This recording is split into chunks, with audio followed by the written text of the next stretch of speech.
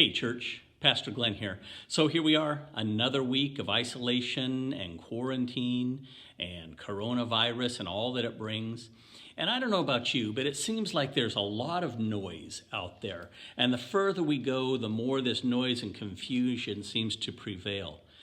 It's hard to know who to listen to these days, as there are some vastly different ideas and claims going on out there that we need to sort through. On one side, we've got those who say this is all a government conspiracy and we should be concerned about how quickly the government took away our freedoms and instituted, in essence, martial law and closed down churches, and we need to wake up to that and rise up against that.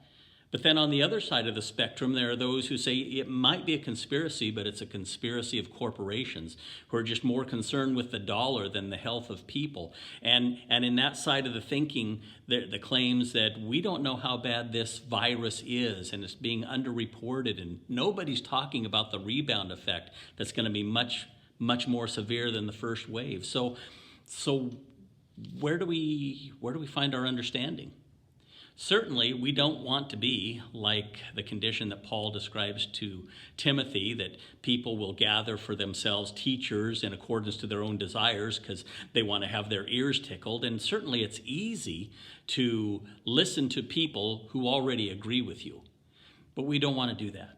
So let me give you just this solid framework or a foundation for understanding the times.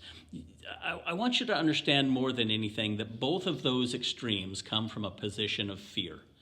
On one side, we have a fear of man and a fear of government. And on the other side, we have a fear of death and disease and uncertainty.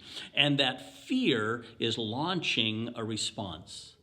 So what is our response? And not simply finding middle ground between the two, but we start with a different foundation. And our foundation is the fear of the Lord. There are several places in Proverbs that tell us that the fear of the Lord is the beginning of wisdom. Or to put that in another way, when we have God in a right perspective, when we understand that He is sovereign and mighty, then we can understand all of the circumstances and the situations that we face.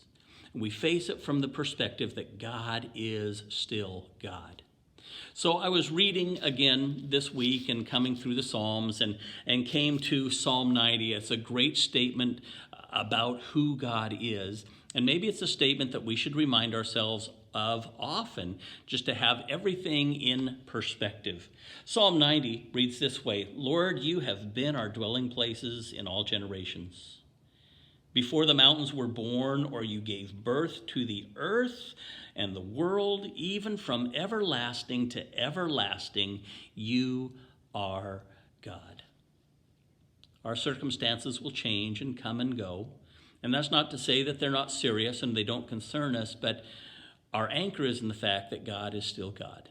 And He still knows the beginning from the end, and He is our hope and He is our certainty.